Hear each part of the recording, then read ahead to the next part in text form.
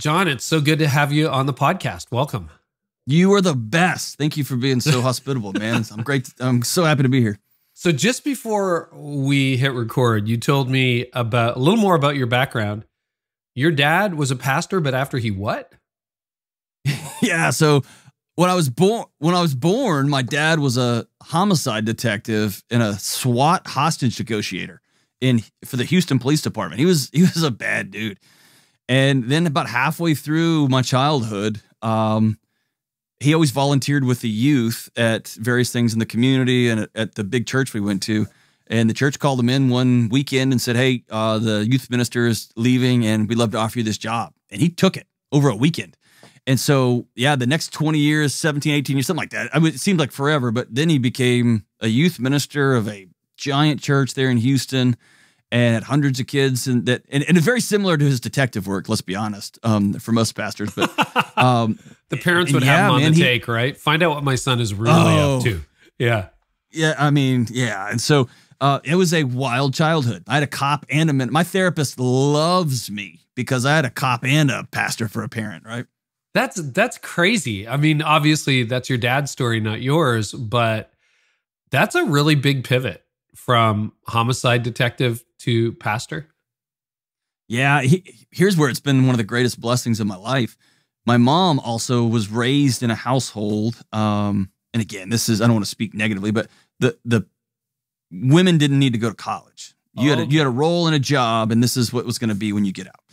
And at the age of 41 or 42, she took her first community college class. My dad was always saying, hey, it's okay. Like, let's do this. And she just never, I don't know. She took her first community college class at 42 and then took another one and then took another one. She graduated at 57 with her PhD. And she's been a department head at an English department at a fancy faith-based university. And she's 72 now. And so she had this wild second life. And so I had these two pictures of these two folks who say, this is what I'm put on earth to do. This is what I'm going to be about. Ooh, but I'm going to go this way. I'm going to follow this wild call to the left or to the right. I'm just going to take a wild turn here. And then all of a sudden I found myself in my early 40s I run into Dave Ramsey's executive VP at a college event, and she's like, you're coming to work for us. And I was like, okay, I'm going to be a YouTuber. And here I am, man. Here I am. So I had this beautiful picture of do the next fun, right, scary thing in front of you. Yeah, so that's interesting. I was asking how you got connected at Ramsey. So again, like so many people I talk to, everybody started something in February or March of 2020. It's like, great time for a career change. So you moved from Texas to Nashville. And tell us about your first 2 decades. Well, you were in higher education as well.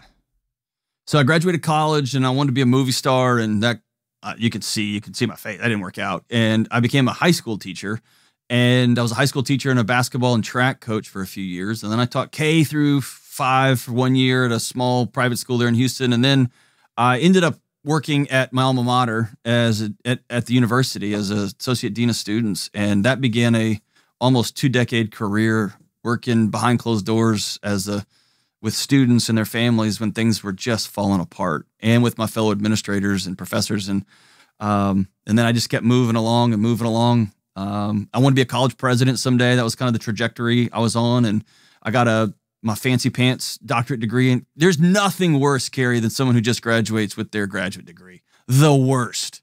How so? It's on everybody's email signature. They tell everybody. Right. It's just so like, come on, man. John Delony, PhD. I was that guy. Yeah. No, the worst is master's degree, whatever.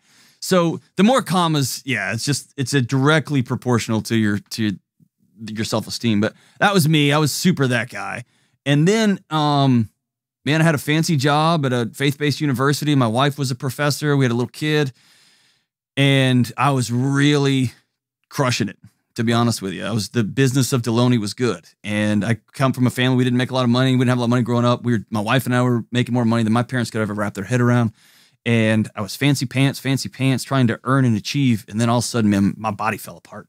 Yeah. And I found myself experiencing things that I'd never heard. I'd heard of them, but they were for other people, like anxiety and like I can't get out of bed and like I don't even want to be doing this anymore. And would people be better if I wasn't, you know what I mean? I started really getting down the path there.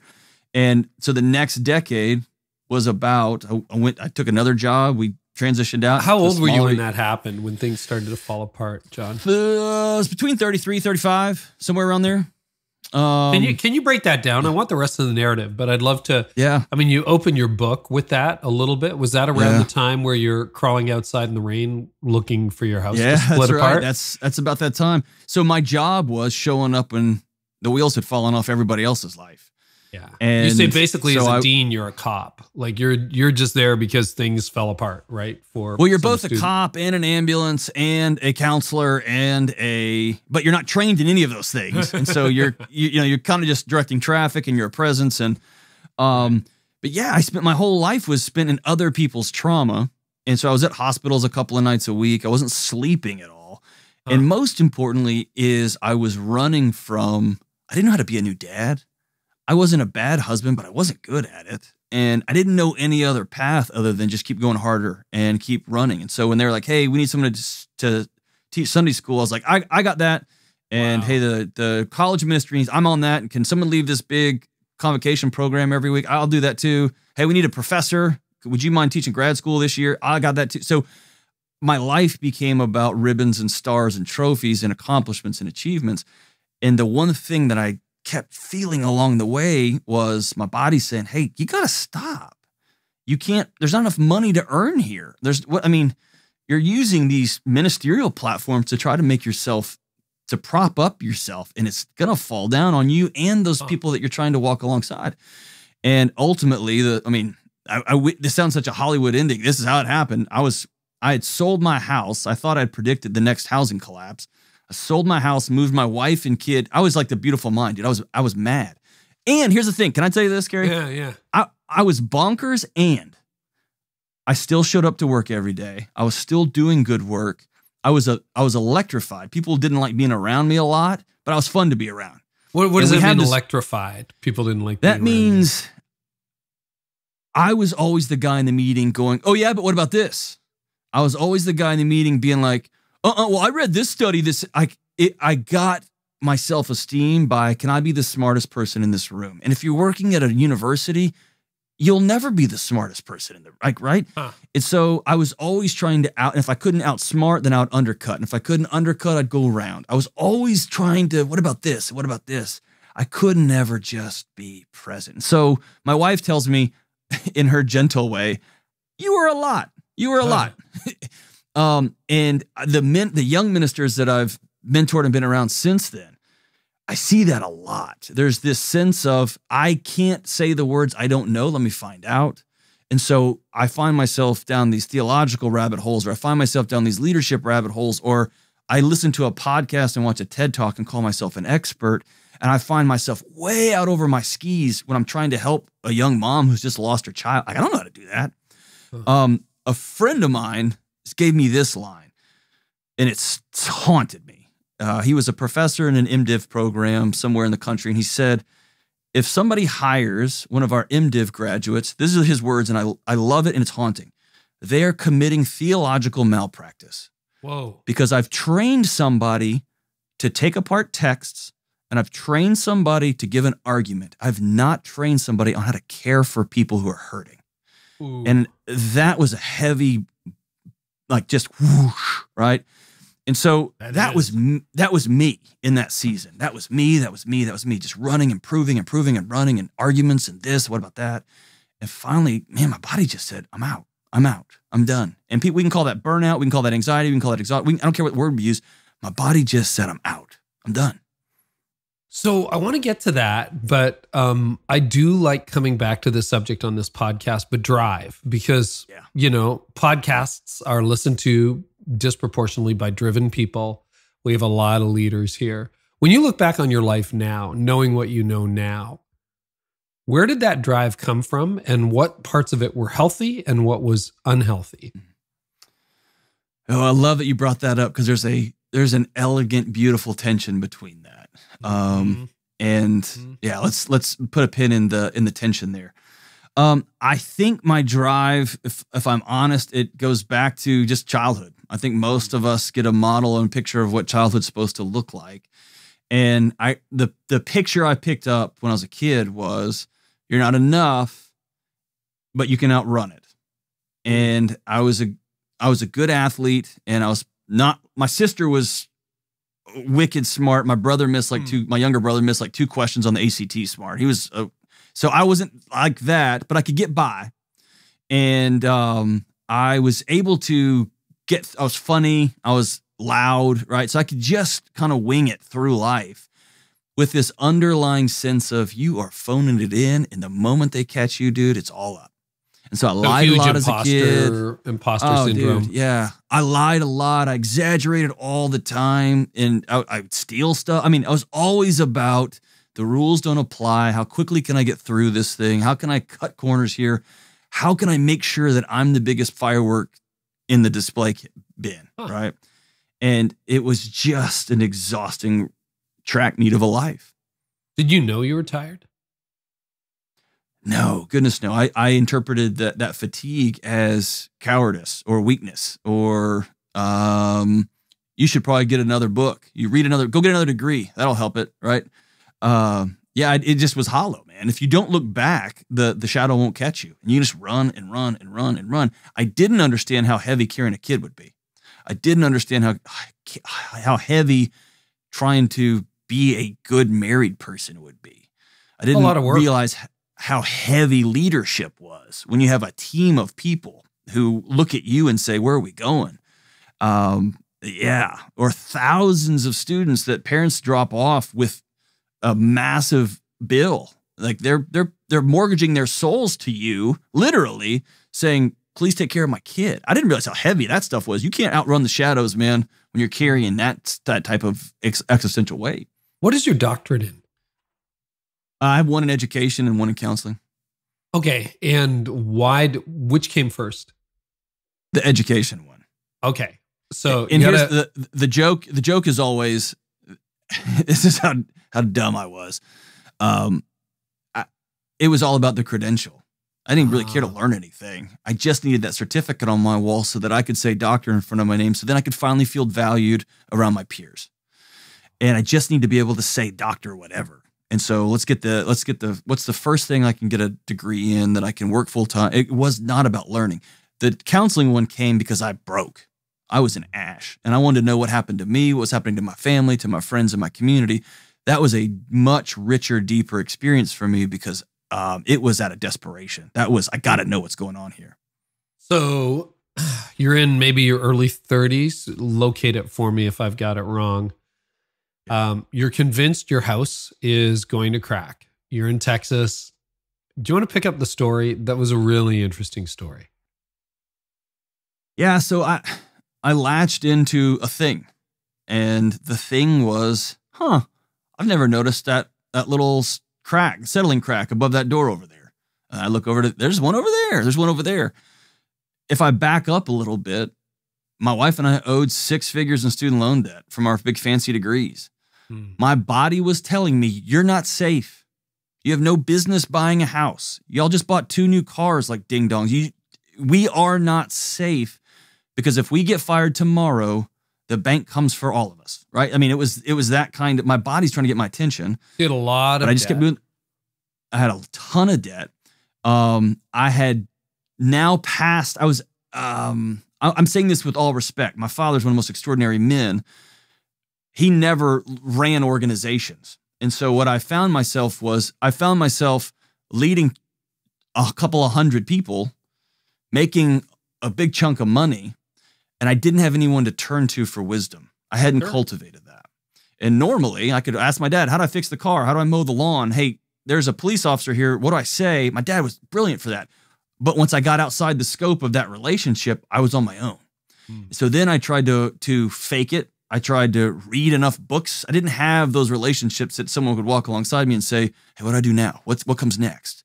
And so I just found myself out on an island. And instead of swimming back to shore saying, whoa, I found myself all by myself out there, I just said, this is my island. This is how this is going to be. And then in the midst of that, and again, anxiety, depression, OCD, all the ADHD, those are our body just trying to get our attention that things aren't okay. And I ignored all that stuff. And there's a world now that just sells distraction. That's just the world we're in. And so we can wallpaper over, and we can take those alarms that are ringing and duct tape over the alarms in our kitchen, and we can just go about our day because we don't hear the alarm anymore, but they're still ringing, man. And then I bought a house, and the house was the straw that broke the camel's back. It was the 3-bedroom, 2-bath dream that my body said, we can't do this anymore. And that's when I started saying, hey, there's a crack there, and there's one there. Oh, this thing's falling apart. And for some reason, my body latched onto that story. And I had contractors come over. I had friends come over. I'd walk them through. I'd show them the cracks in the grout. I'd show them the crack. And dude, this is Texas. It's a brand new house. Everything settles. Everything was great. The house was great. I drove by it a few years ago. It's perfect, man. It's wonderful. But the story in my head, and if I fast forward now and look around, when I look at this political party, this group of people, this is the next big threat to the church or to leadership or to what there's somebody that's going to sell us a story about why we feel the way we do. And mine was that all of the earth's finances were going to fall down and apart and turn to ash, and we were all going to be shooting our neighbor for water and eating our dogs, whatever. I mean, I just created these caustic stories, but it all came from this house. And this, as the story goes, I was crawling around on my hands and knees behind some bushes looking for cracks in the foundation one night when it was raining, because I was convinced that when it rained, it was going to flood through these cracks. And I was crawling around on my hands and knees at 2 a.m. I was in my underwear. I had like a flashlight in my mouth. And again, I wasn't crazy. That's the thing. I didn't need to go to psych. I just was fully in on this. And I remember sitting there and in the rain, and I just started laughing and crying at the same time. And because my thought was, oh, this is when they would call me and tell me to come sit with somebody. I was like, oh no. And so the next morning, I reached out to a couple friends there at the university I worked at, who I still love and I cherish to this day. And then I got in my car one morning walking to work. We sold the house, and then one day I got in my car and drove to another city and sat down with my buddy who was a doctor and said, I need some help, man. And that started the journey back. So yeah, you became fixated with any crack or flaw you saw in the house, convinced it was going to fall apart. You're out in the pouring rain thinking, that's it, my whole house is going to get flooded away. And it finally dawns on you that all the friends, all the experts, all the contractors were right. There's nothing wrong with your house. And it was just something. Well, so there wasn't this, I'll tell you this. What I realized was in that moment, and it's hard to articulate this in a book. Yeah. I wasn't fully there. Okay. But I realized enough to know I might be the problem here. And that was the crack in the, that was that first somebody moved the curtain just a little bit to let that little bit of ray of sunshine in. Maybe it's me. And I kept thinking the contractors are idiots. My friends don't know what they're talking about. All these people are moral. I've got this figured out. How can you not see what I see here? And that was the first day I thought, oh, it may be me. Maybe it's me. So definitely not a psychologist, not trained the way you are. But I often see, and I think I'm seeing more frequent examples of people who zero in on an issue. So you've got someone, if you click on their profile, they leave basically the same comment on everyone's Instagram or Twitter or Facebook. It's like they've got one issue and they're just like, away attacking people. Or they get really narrowed in on something and they can't let it go. Is that a sign that something's wrong? Like, what is that? If you've got that like obsession with something? 1,000%. Anytime you find yourself saying the words, if they would just, I don't care who they is, and I don't care what the just is. Anytime you find yourself like, if they would just, the problem is probably in the mirror. It's probably not them, because the world's too complex. There's too much, things are too stacked on each other right now. Everything's anti-fragile. So everything's fragile right now. It's all, so to just point at one thing, if this family would just leave the congregation, we'd be okay. It wouldn't. You know why? Because you'd still be there. If the bass player would just pick it up, nope, it wouldn't, because you'd find something wrong with the keyboard player. So anytime you find yourself saying that, it's probably you. And the worst is the nutrition warriors and political. I mean, there's a few things that, man, it doesn't matter what anybody posts. They got to lob that grenade in there. And it's just a few groups, man. Right. We can talk about this offline someday. If you would only cut out carbs, if you would only, If you Fill only in the understand blank. this understanding of God, blah, blah, blah, whatever that is. Yes. If you just went to this church, or if you just read this scripture the right way, or if you just got a degree at this place, then all this would, okay, thanks, man. Have a good day. That is really interesting. Do you think that this is a bigger issue now where people get tripped up over the one thing? Or the other thing, there's sort of a meme going around that all the people who were epidemiologists for the last 2 years are now experts on war, are now experts on, right? But there's that, okay, Yes. I'm going to move my issue, but like I have to deliver to my platform expert opinion on stuff I pretty much know nothing about. So when our bodies go to fight or flight, and you may have heard this, you may have had people on your podcast talk about this. Yeah. One of the beautiful things when our brains go to fight or flight. So why do we have fight or flight? It's designed for, we're sleeping in a cave and a bear shows up at the front. Right. And it's designed to instantly pick up a stick and go to war against that thing, or to sprint out the back door. And if it can't do one of those two things, right, then it freezes, and there's a couple other things, but that's the main thing. And it freezes so that bear will bite off one of our legs, drag us out and hide us under a pile of leaves, and maybe we can survive and live to fight another day tomorrow, right? When our brains move to fight or flight, it literally unhooks, and again, I hate these mechanistic metaphors, but here's where we are. It unhooks your logical thinking brain. Your brain doesn't want you looking at the bear and going, I wonder if that's a nice bear, or if that's the hugging bear. I heard there's a hugging bear around here. Because if you're wrong, it eats you. And Right. so it unhooks that, and that's how a kid carrying a cell phone in the middle of the night in a dark alley gets shot. Because somebody has told that police officer somebody's got a gun and they're armed and dangerous and scary, and that police officer's heart is beating fast, and then a kid pops up and pulls their phone out, and their brain goes, close enough. We're going home, right? And so it trades accuracy for speed. And so here's where we are. We're all in fight or flight 24/7. We're not sleeping. We're just pumping this stuff in our heads over and over and over again, all day, all day, all day. We are living lives that are 100% visible all the time because we've built glass houses for ourselves with social media. Yeah. And we just stand in front of them, and then our bodies are going, you're exposed, you're exposed, you're exposed.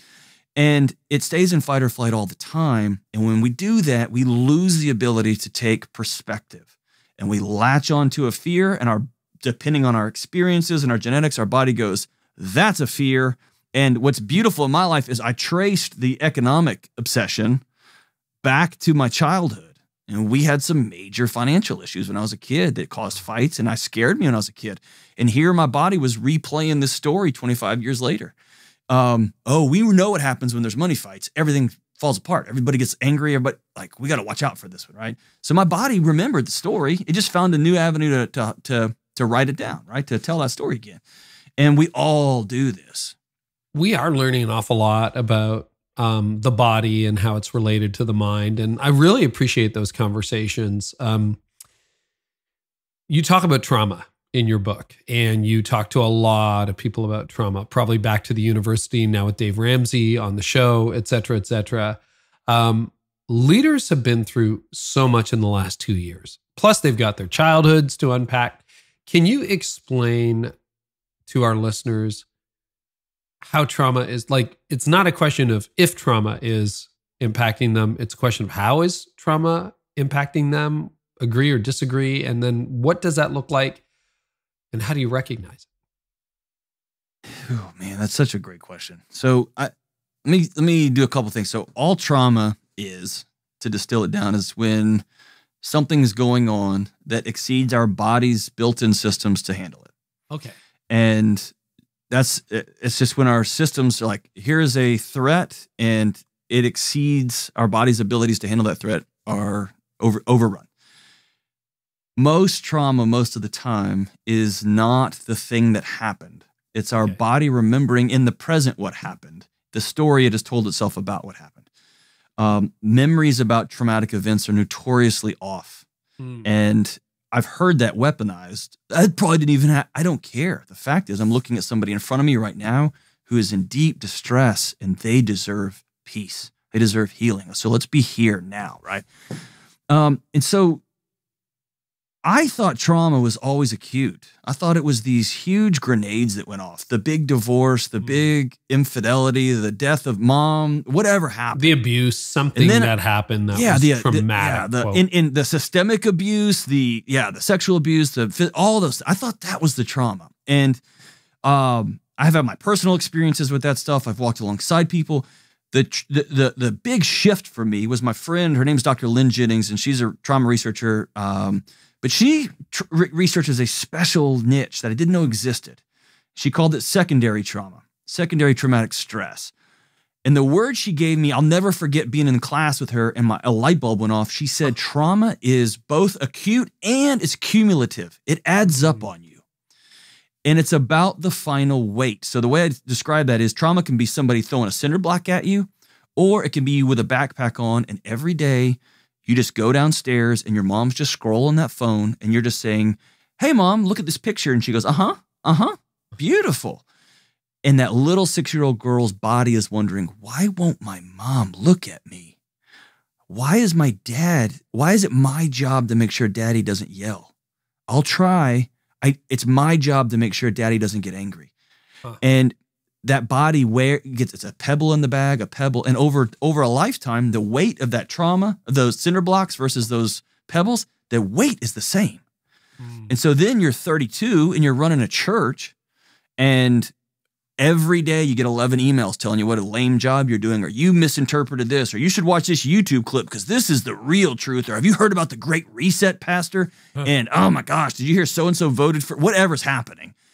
And you get this all day, every day, and it's a pebble, and it's a pebble. And then you're going to church, and then you're preparing your sermon, knowing that one family is going to side-eye you the whole time.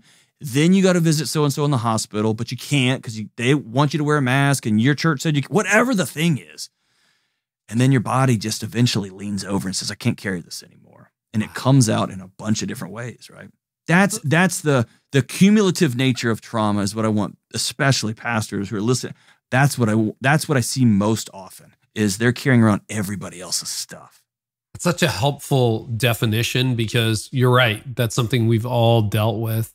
I would love to talk about how the body reacts. Almost every leader I talk to, it's increasingly common to have panic attacks, sleep disorders. I did a little poll with a group I was coaching, and I'm like, I don't know, it got really intimate. And it's like, how many people need something to sleep at night? And almost every hand in the group went up. And, it's like, whoa. And I learned that the hard way. When I was 41, I burned out. And it's like, I wasn't going to stop. My brain was going, my heart was going, but my body's like, okay, we're done here. You're an idiot. Yes. You're running way too hard. We quit. And I went through 6 months of burnout. I won't go into a long story. A lot of listeners have heard it too many times, but it changed my life. You got 6 years faster than me. I mean, you went 6 years longer than I did. You're stronger than me, man. Good there you go. You hit it around 35, right? So, but right. What were the physical symptoms? Just so, and what were yours? And then what are typical symptoms for people who are struggling with trauma? Got to be pretty direct on this podcast. Yeah, 100%. Is that cool? Yep. These are all directional signals that someone's not okay. Okay. Again, there's medical diagnostics. There's all kinds of things going on in the human body these days. But directionally speaking, there's a couple of core things our bodies are designed to do that are even on protected circuits, if you will.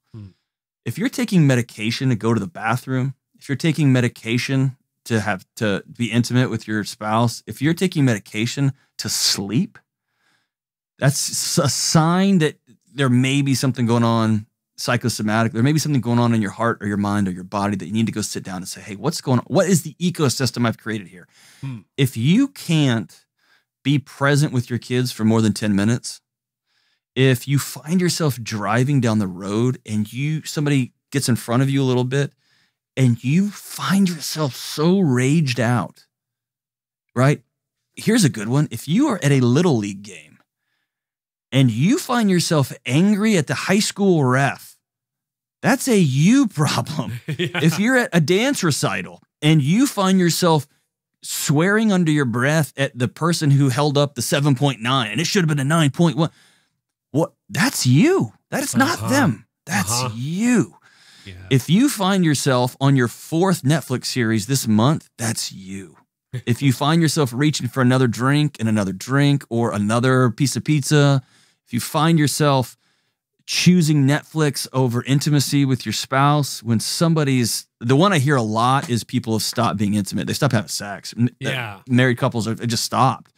Why is that? Stopped. Let's talk about that. I think 2 things. One, I think we've become great co-managers of our homes. And we have become, we're just coworkers now. Like, you got this, I got this, you do this, I'm going to block this guy, you pass the ball here, I'll be wide open over here, I'm going to run this route. I mean, we've diagrammed our houses, and we have to because we filled it so full of nonsense, so full of busyness and insanity that we have to run it like a company now. And so there's no room for intimacy. Yeah. I think the bigger issue is this. This is a 50-year problem. All up until human history, before 50 years ago, and again, I'm speaking loosely here, you got married for 2 reasons. One, because your parents wanted to expand their empire, or it was some political connection, and so they pawned you off somehow for many goats or whatever. Or you married somebody because you were going to die young, they were going to die young, and we can get through this thing, miserable, awful, brutish, short life together. And we'll make some kids, and we'll grow some turnips, right? And then my grandparents celebrated 72 years of marriage before they passed away. Unbelievable. They became each other's arms and legs, right? They became the same set of lungs. They became soulmates after 70 years together. And suddenly, 50 years ago, we tried to reverse engineer that process and say, we need soulmates first, everything else afterwards. And what we've done by doing that is we've said, you have to be, spouse, my security, my safety, my co-earner, my co-helper around the house. Oh, by the way, you got to stay hot and it's super attractive and do weird sex stuff until you're 84 because now we're going to have sex forever. You got to do all of this stuff, and we've saddled our spouses with a weight they cannot carry. We've dumped everything. We've abandoned our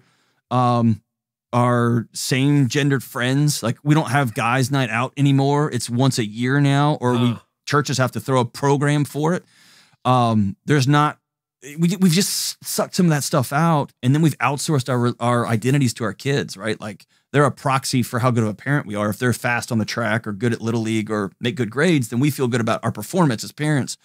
And man, when I'm working that hard, there's no room for intimacy or desire. And so now we're in a weird world where our church used to give us safety. Our community, our tribe used to give us safety. And now I get that existential safety from my spouse. Safety and desire, this is from Esther Perel, safety and desire don't work well together. And so now, instead of practicing desire, I got to practice safety. So think about this. You date somebody. You see them, and I saw my wife, I'm like, she's pretty, I want to go out with her. Desire is wired into that. I'm going to practice safety. Is she going to show up on time? Is she going to text me back? Is she going to get mad at me if we have different political opinions? We're practicing safety. Then when we say I do, we both say, all right, we just handcuffed ourselves to each other. Now, for the rest of our lives, we have to be about practicing desire, and we have no models for doing that. I got to practice intimacy. I got to practice leaning into this, and no one's taught us how to do that except for pornography. And that's become the blueprint for everybody and created all kinds of problems in our lives. Wow. Okay, you could, and I don't think you're going down this road at all, but you could almost say what you just said is an argument against marriage, right? That marriage can't debate that, but that can't handle that. But that's not where you're going. I would say the opposite. Okay, tell me more. I think marriage has been elevated to its most extraordinary place, both in our homes and in our society and our communities. What I'm advocating for, so let's use an analogy here. Just because now we have solar roofs and air conditioning systems that are that take very little energy, and we have really fascinating hot water systems, doesn't mean that we go, oh, forget that, man. I'm just going to go back to a straw hut. No. What I need now is some expertise and a new set of tools to utilize this where we are now. That's it. And so now what we need is and this is my chief critique of this church in this season, is we have abandoned issues that people are desperate for, literally desperate. They're dying for them. Like loneliness, like how to make friends, like how to re-engage sexually with your spouse. Like these things that our people are dying for. We've traded that for platitudes and political mumbo jumbo. And I think people are literally drowning. I mean, they're not drowning, they're starving to death. They are desperate for actual tips and tools on how to live good lives, not more rah-rah speeches.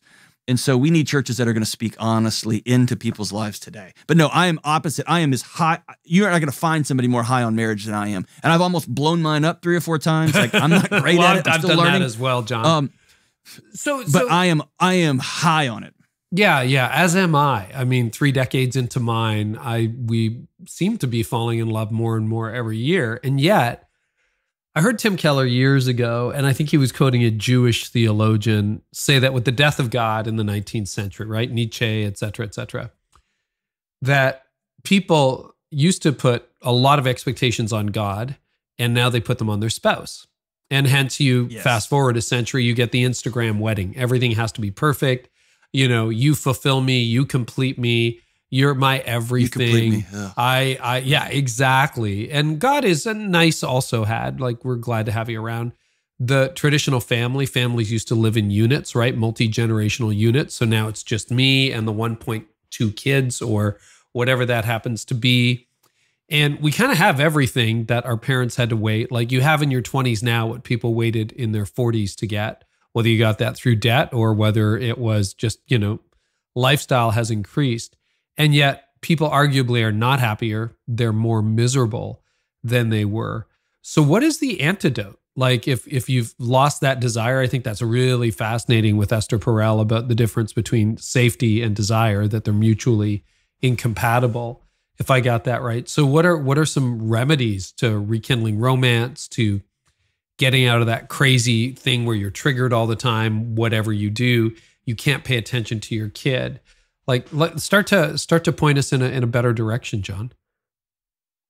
Well, when it comes to the desire, when it comes to romance, if we can take our egos and just set them down for a second, I can't think of a funner thing that I have to practice for the rest of my life than sex and desire. Are you freaking kidding me? That's what we're all complaining about. Yeah. But the problem is we've turned every sexual encounter, every romantic evening into the Super Bowl, and we've stopped using the word practice. And if we have a weird night, an off night, or, dude, we are going to rock it till the wheels fall off tonight, and we're going to go out to dinner first, and then somebody gets gas, and then the night goes sideways.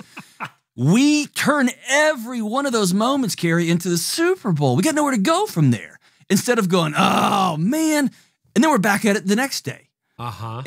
Or, hey, I've got this thing that I've always wanted to tell you that I'm kind of into, and I've never been able to tell. Dude, I know couples that have been together multiple decades, and they still haven't fully been honest with each other about stuff. And so if you are holding on to secrets eat intimacy. It destroys intimacy.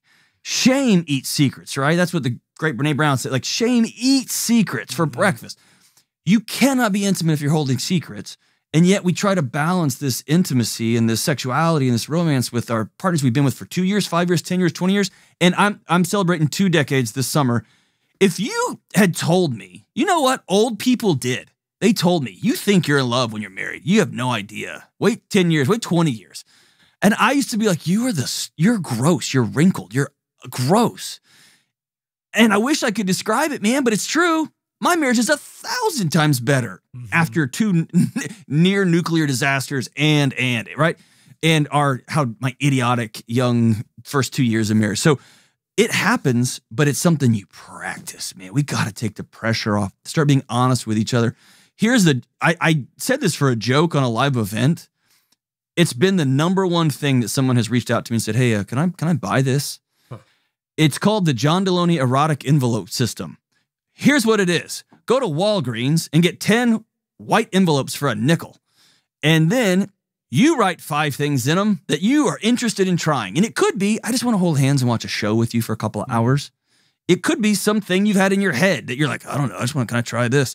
Whatever it is, and then both of you commit to A, being curious. If you open the envelope and you're like, all right, we're gonna try this. That.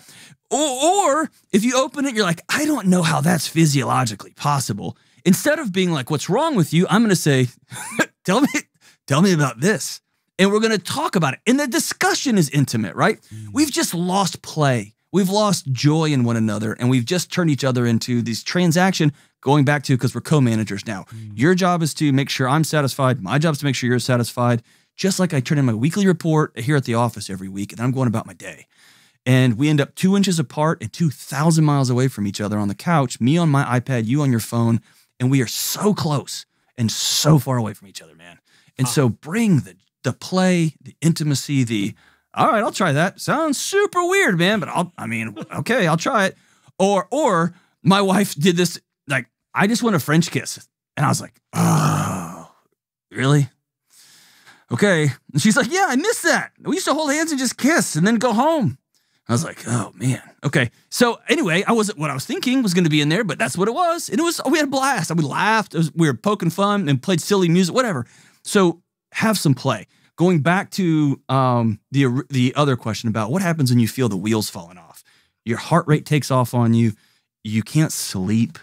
You start choosing Netflix over intimacy. Some of these things that are you can't look at your emails at the office because oh gosh, senior pastor probably emailed me. When you find yourself there is zero. There is no long-term behavior change. There is no long-term life change that doesn't happen in the presence of other people. Period, full stop. You can white knuckle yourself to lose 50 pounds. That weight will find its way back on your body, or it will find its way out in another addiction. Sure. You can get another degree and another degree and another degree and get that fancy job. You will go with you. You will still show up that first day on that new job. The only way to truly transform your life is to start with connection. And so those conversations I had with people who loved me and cared about me when I said, okay, I'm not okay. That's when healing starts. That's when your body can go, ooh, okay, the tribe's back. Now we don't have to be on 360 defense 24/7, 365. Now I can sleep, right? And then now we're off to the races. I wonder if the problem got worse over the last couple of years because our social support systems kind of broke down. We weren't allowed to meet with each other. Vanished. Yeah, they vanished. And then the church we knew or the company we knew, between the Great Resignation and the Great Migration out of church, where lots of people quit, it's like, okay, we had a stable social network that maybe needed a lot of work prior to 2020, and then that blew apart. And we're kind of in the ashes going, relationally, we're just falling apart. And a lot of us probably have gotten more comfortable being isolated than we were 2 years ago. Can you talk about Talk about Go ahead. No. I'm interviewing you. I want to hear what you're thinking about that. Oh man. I got asked on an interview the other day, did I think that what happened in the last 2 years was as bad as 9/11? And I hadn't thought about this, and it came out. My instant response was, this is way worse. And here's why. After 9/11, whether it was real or not, we had a perceived common enemy. It was us versus them. Same team. What happened the last 2 years is that I was told that my neighbor walking her dog might kill me. The preschool kids at my Sunday school class might be carrying some disease that will kill us all. So the thing that keeps us whole is other people, relationships. That's why we are in church. That's why the thing is, Jesus got 12 people to walk with him, plus all the others, right? We have to have other people, and that's what became the weapon, was other people. And so the very thing that keeps us alive, it's like becoming allergic to water overnight. You only got 4 or 5 days after that. Huh. And I don't think we've got comfortable. I think if you take all of those feelings and emotions and pain and screaming and yelling, and you press it down, you compress it, the other word for compress is to depress. I think our bodies have gone into freeze and just said, we're out. I can't keep screaming and running and sounding the alarms between the election and between COVID and masks on and vaccines on and off, and I'm out. Bodies have checked out on us. And I think I said this earlier, but man, Netflix is happy to say, you'll like this. And Amazon will say, this will help. And it just keeps a steady, it's like a Laverne and Shirley, like little line of just deep, deep, keeping me propped up with the next article and the next thing and the next thing. And yeah, I'm out. I'm just out. And that's when we have to wade out into the wilderness now, man. Now's the season for courage and bravery. Well, and the other thing that made it interesting too is even if you kind of got past okay, this person could infect me and you had your bubble for a while, and a lot of people weren't in lockdown for the whole 2 years, but then somebody that you might say is medically safe, we're going to hang out with this person, turns out to be on the other side of the aisle from you politically, or has these other wacko views that you've now seen on social, and you're like, I don't know that we can hang out anymore, right? So it just seems to have... It became ideological safety too. It did. Yeah, ideological safety. I don't know you anymore. I don't know. And how many, I mean, I know you've experienced this. How many couples have you talked to over the last 2 years that are just staring at their spouse going, I don't know who you are. Mm-hmm. You know what I mean? Mm-hmm. Like, what happened to you? And it's like, I've always been like this. Like, or vice versa. Like, whatever happened. Like, what do you mean we're not going to do whatever? Or what do you mean you're putting a mask on our kid? Whatever the argument was. I just have heard over and over, like, I don't know you. Like, what happened? And we just became untethered. And then once we became untethered, man, we're just amoebas running around all over the place, just wagging the tails, man. Can you, since we kind of went there and went deep, if you're comfortable, can you talk about how you blew up your marriage? You can talk about both times, one time, but we've all been there before. I almost blew up my marriage, and so did my wife at one point. So I'd love to know what happened to you. Yeah, for me, it's about a couple of things. One, it's about creating a solo universe. These are my plans in my world, and what are you doing to contribute to my world? And whenever you do that in a marriage, you force your partner to do the same thing to survive. They have to create their own world. So I don't think I want to go to this church anymore. To my partner, to my wife meant, oh, I'm going to have to lose all my friends. And now her alarms are off to the races. Mm-hmm. And I don't like the way this church is treating whatever. And again, I was that idiot. I was always finding theological issues with this and that and that and that. In fact, we can put a pin in that one. I have a dark moment that was important for me on that. But okay, I kept hopping from church to theological issue to whatever it was. Because again, my identity was being the smart guy in the room, not being the most safe or loving or gentle person in the room. It was, I'm going to be the smartest. I'll show you guys. And so I created a world that was unsafe for my wife to exist in, which meant she had to get friends that I didn't know about.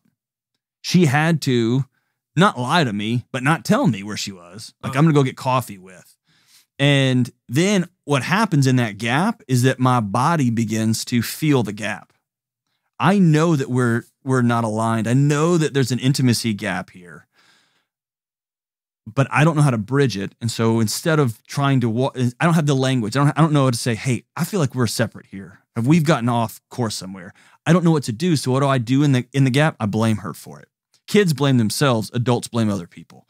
So I blamed her for, oh man, my wife, she's not even coming home till 7 o'clock tonight. It's ridiculous. Well, because she didn't want to listen to me for 2 hours, drone on about how the world's coming to an end and about how our church is terrible and everything.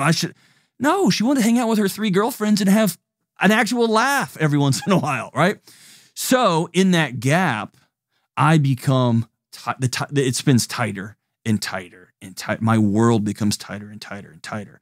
And that's when you find yourself responding to that text that you shouldn't respond to.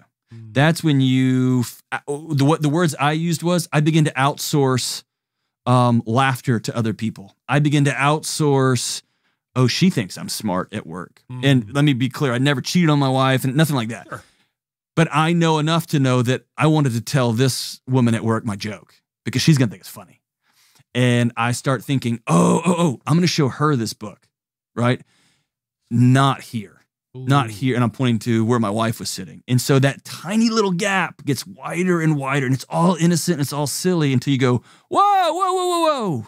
I'm going this car has no brakes on it, right? And you have to, for me, there was a couple of just throwing the car into park on the highway while we're going down the road, and we all smash up against the dashboard. Otherwise, we're going to end up going off a cliff here, right? And so that's where it was for me. Everything started little, everything started small, but it was me outsourcing different parts of who I was. My wife doesn't like my music, but this guy at work likes my music, so we're going to go hang out over there. Or My wife doesn't ever want to come meet me for lunch because she had another job, by the way, you arrogant idiot. But so these three women from work, we'll all go to lunch together. And suddenly I'm telling them about, you hear what I'm saying? So it just happens super organically and it just moves this way and this way and this way. And you just find yourself out on an island somewhere. So I got fortunate that we never crossed any lines we couldn't get back from, anything like that. But it was very gentle, very, very like, and all because, and I'm 100%, I created a world that was unsafe for my wife to live in. And so then I reacted to her trying to stay alive. We put a pin in something and I want to come back to it. Was it the sort of anger and views on everything and my church was bad and like political views? Yeah. Like what was that you wanted to unpack? I don't want to let that go.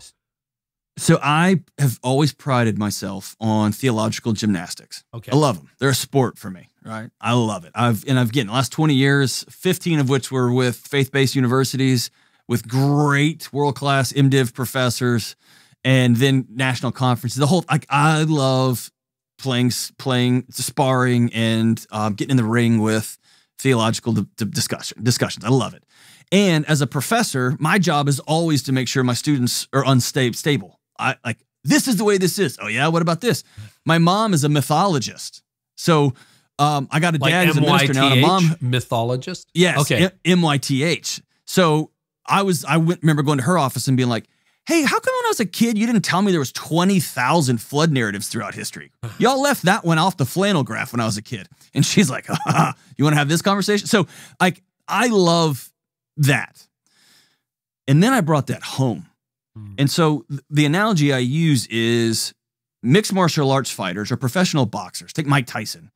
When he went to the gym, he put his gloves on, he put his mouthpiece in, and he hit other grown men for a living.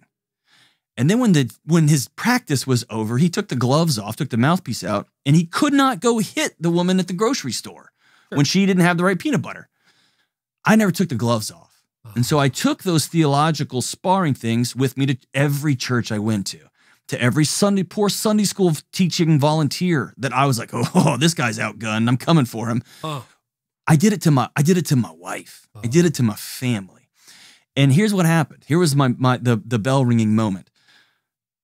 When I was a kid, my parents taught me, you stick it out with a church. When you say we're in, you're in. The great Richard Beck, who's a great friend and mentor of mine, said, what if we lived our lives, especially when it comes to neighborhoods and churches, as though we could never move? What conversations would we have that would be different? What meals would we have? What things would we just get over instead of running all the time?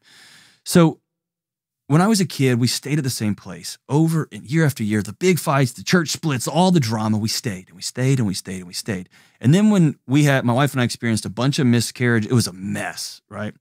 And then my daughter comes out of nowhere 4 years later. Like we have my son and my daughter shows up. I called a couple of men who were in their 70s, maybe even their 80s, that had been with me when I was a child at that church back in Houston. And I called them and said, I just need you to know some of the lessons you passed along 30 years ago to me. I'm staring at my baby girl now, and I'm going to treat her differently because of you. You have impacted my family tree. And here was the moment. I remember thinking, oh no. My intellectual arrogance, my decision to monopolize theological drama over who's allowed in this building, and oh yeah, you hate that group, well I love that group, and the Bible. I have robbed my son of those relationships because he's never been at a church more than 3 years. We move every 3 years. And that's when we moved to Nashville 4 years ago. I took a job at Belmont University here. When I moved to Nashville to take that job, I looked at my wife and said, you pick any box. I don't care what box it is. I want to be around great people, and we're going to love this community. And this is going to be where we go to church until our kids are out of here. No more. No more drama. And it's been great, and it's been hard, and it's been fun. But my attitude has been totally different, 1,000% different. It's about relationships, not right and wrong. And I tell you what, I don't agree with a lot of my fellow members. And we have lots of hot dogs together. And we sit by lots of fires together, and we have lots of times with our kids playing together because that's what's important, not the nonsense, man. So one of the things I've noticed, and you've hinted at this, and I'm not saying that's part of your story, but I picked up so much anger online. anger about politics, anger about theology, like just people who enjoy lacerating other people, tearing people down. And it seems to have accelerated. And underneath that is a quasi-militaristic, almost like, I am so jacked. I got my weapons ready to go. If anybody messes with me, I'm going to blow them away kind of thing. I see that testosterone culture really particularly strong in people, leaders who are 30 and under. Do you see that? And what is driving that? Oh, yeah.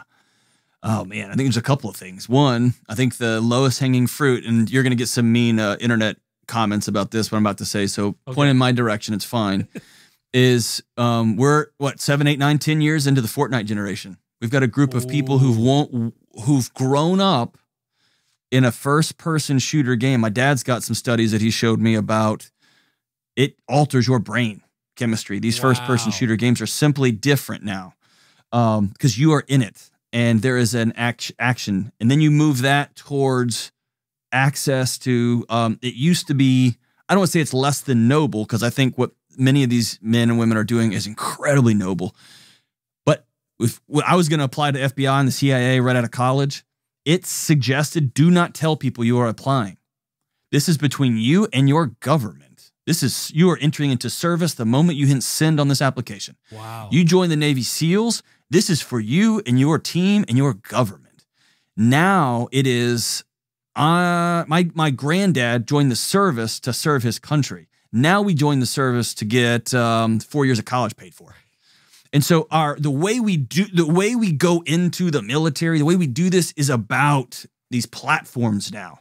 And so you've got much more I didn't know a Navy SEAL growing up. Now there's 500 of them with a podcast and a story and a t-shirt line, right? So, and again, oh my gosh, those guys are incredible. And there's so much we can learn from them. But this brings me to the third thing. So we've got a picture of what this looks like that we haven't had before. We've got a generation of kids growing up on Fortnite playing Army every single night of the week for hours and hours and hours.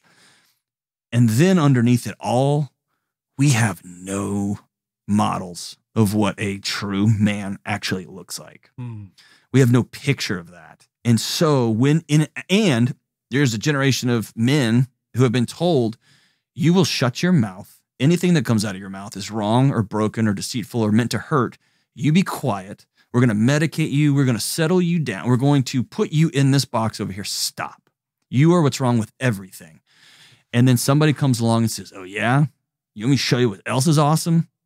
And it's such an appealing, appetizing alternative to take your Ritalin, be quiet, you shut your mouth. Nobody cares what you think anymore. You're the part of the problem. To shoot this and watch what happens, right? It's a great counter argument to that.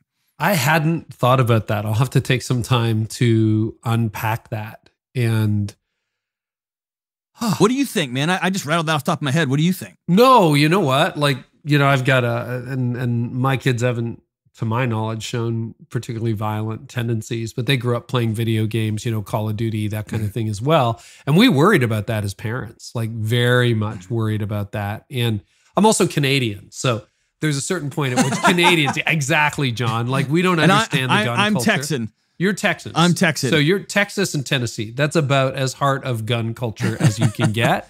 So, I mean, but here's what's funny about it that I don't get. You know who talks about guns in Texas? No. Nobody.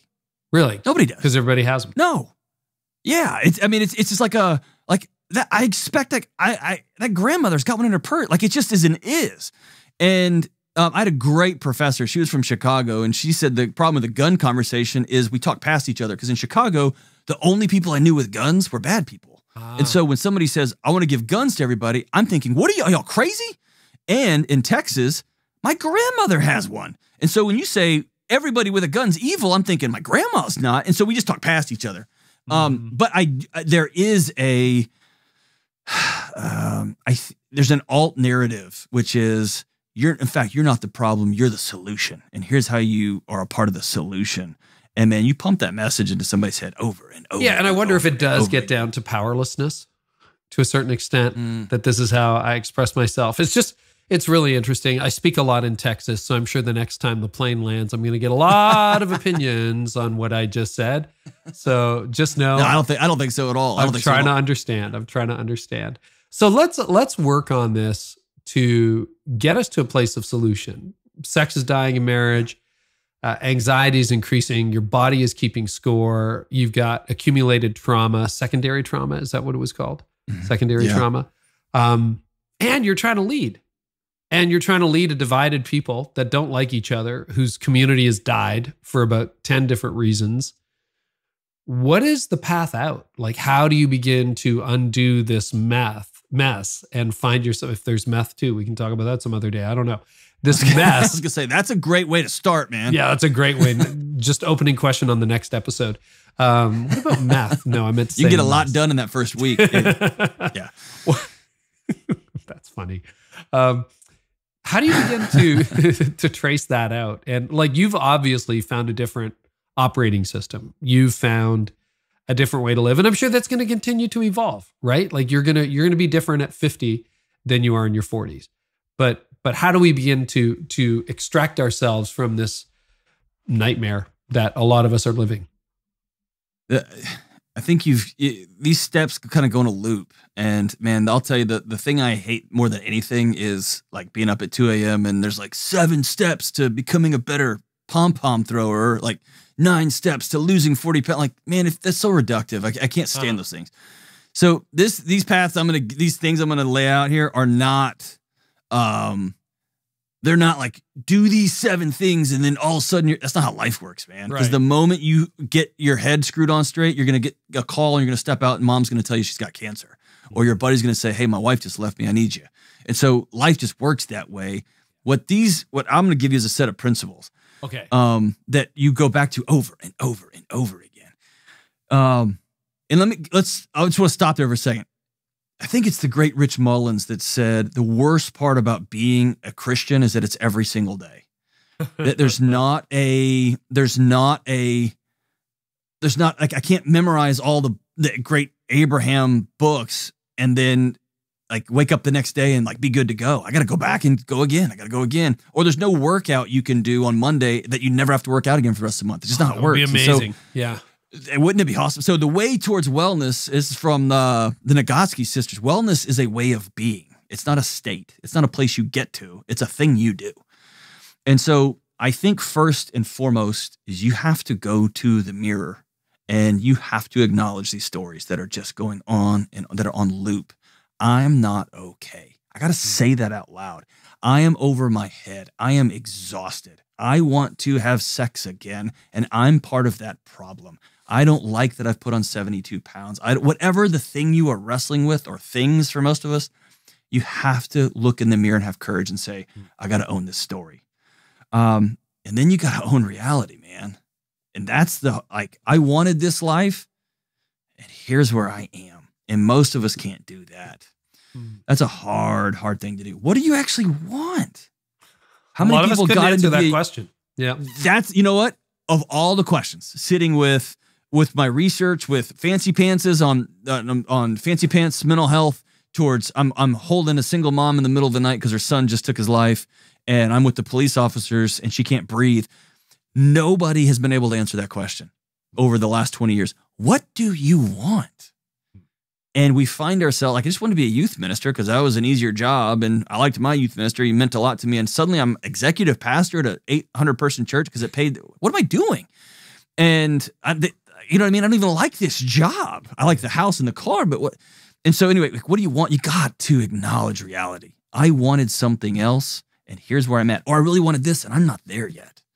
And then the most important thing is you got to that's when you got to reach out and get connected. And for some of us, that's a professional. For some of us, it's reaching out to Carey and your coaching groups and saying, I don't even know how to do friendship anymore. It's not safe. And here's where my experience working with pastors, they get completely blown up, is they're given 2 people that are their quote unquote go-to guys, or their accountability guys, or their whatever. And they're also they're their boss too. And so I think about that in the public sector. Like if my boss came and was like, all right, you tell me all the things you're struggling with, what you're screwing up with, the things that are making you not great at your job. Just tell me. I'm like, no, you're the last person on earth I'm going to tell. Yeah, because I'm the guy who decides whether you get a raise or whether you stay at this company or church or not, right? Like that's exactly totally right. Or who gets edged out when we do the next building campaign or whatever. And so, or I really don't think that this political party, I don't think they're right on this topic. I don't hate that group of people. Am I supposed to hate them? Because I don't.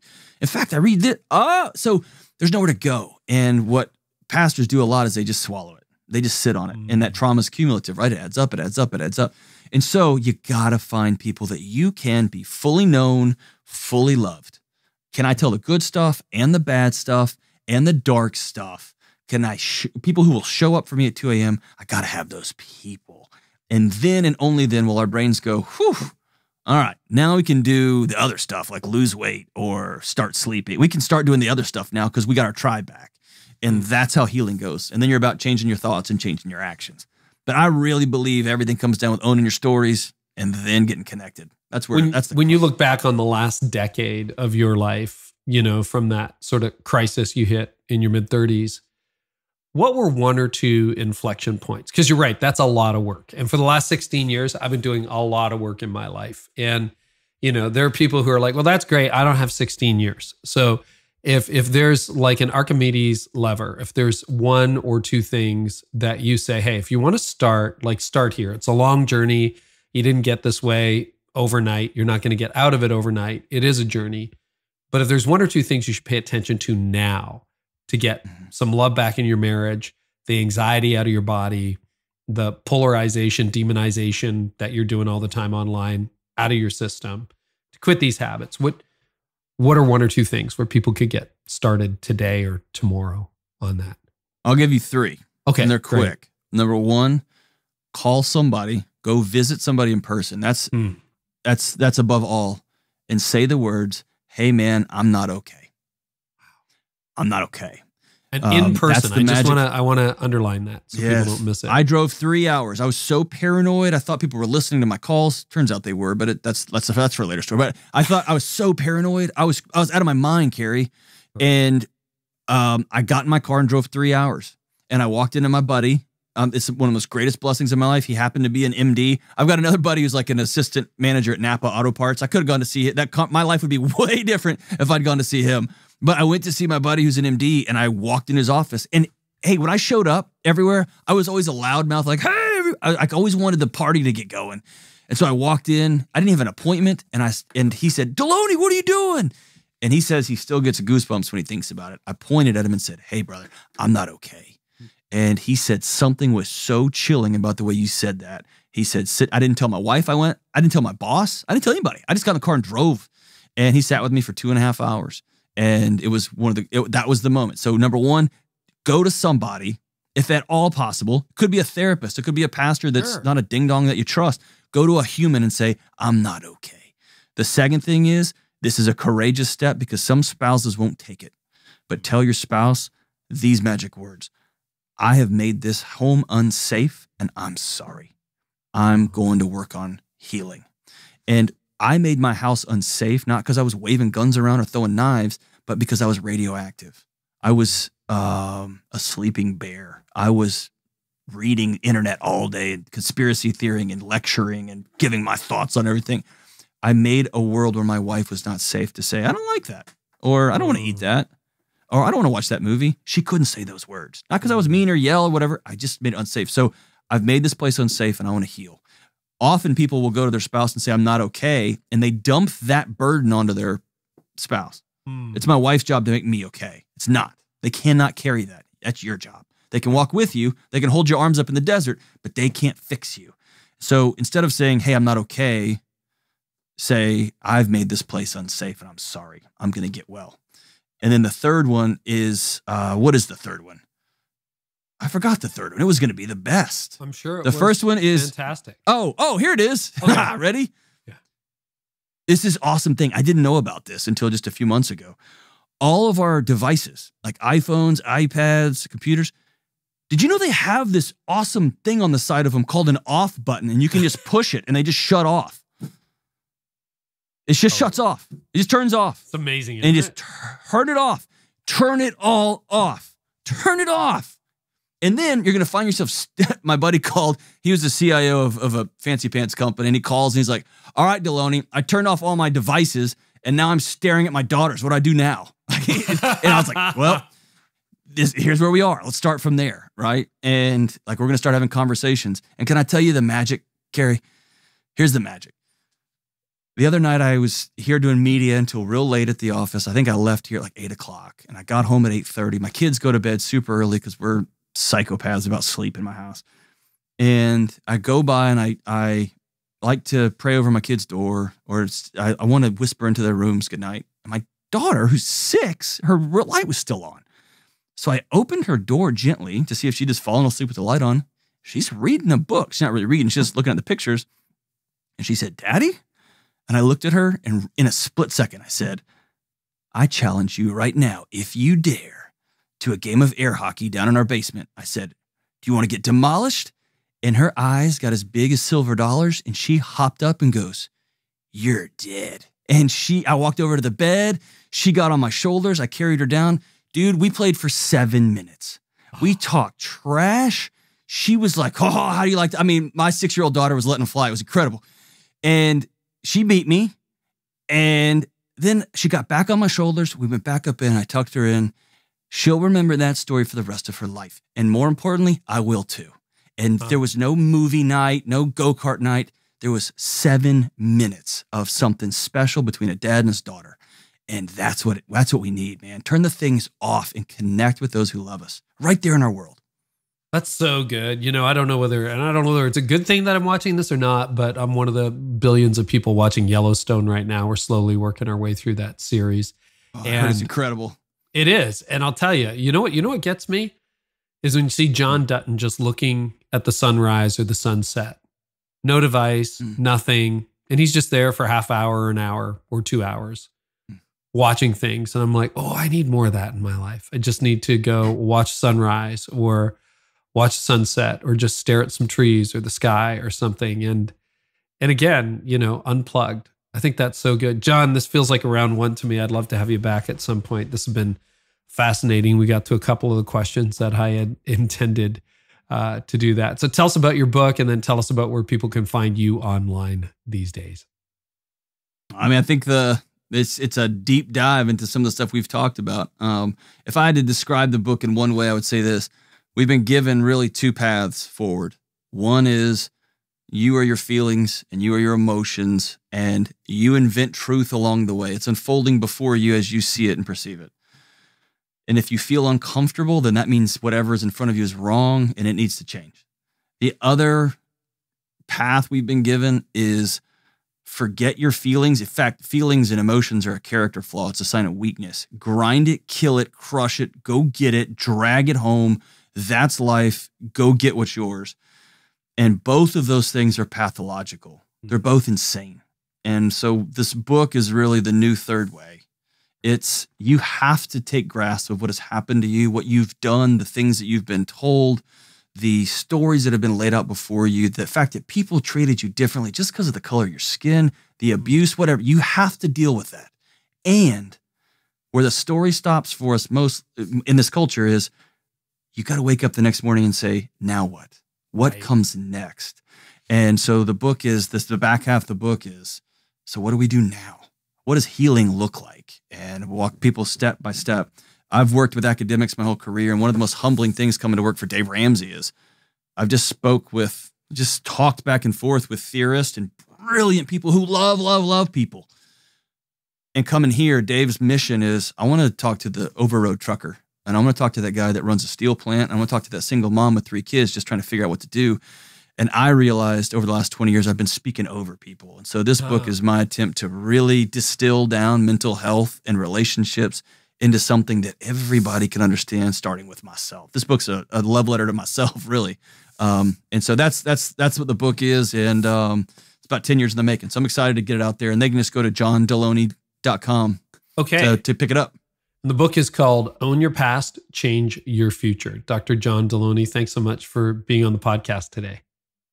Hey, can I tell you before we go? 100%. Thank you for putting good stuff out into the world. Like there's a lot of people who do these podcasts to sort of take someone else's light and make sure it shines on them. And you're not that guy. You're trying to help people. And I'm so we need more voices like you out in the world. So I'm grateful for you. Thank you. That's very humbling. And it's a privilege to be able to do this. And, and I think we've all been down that road. We all have versions of the same story. And I'm really interested in redemption, really interested in changing the narrative, really interested in trying to help people find their way back. And I think hearing other people's stories and getting behind the scenes. And you're right. I mean, a lot of what we talked about, you cover in your book, but you went deep and you went personal and you went transparent. And I'm really excited to see you as part of the Ramsey team and excited to learn from you, not only today, but in the future, John. Thank you. Thank you, my brother. Thank you for watching the Carey Nieuwhof Leadership Podcast on YouTube. I hope it's helped you thrive in life and leadership. And if you haven't yet checked out the Art of Leadership Academy, inside you'll find everything you need to lead, grow, and run a church. And now, a word from our sponsor, BELAY. If you've ever struggled with bookkeeping, watch this video because not only is it going to increase your peace of mind, but you're going to wonder why you waited so long.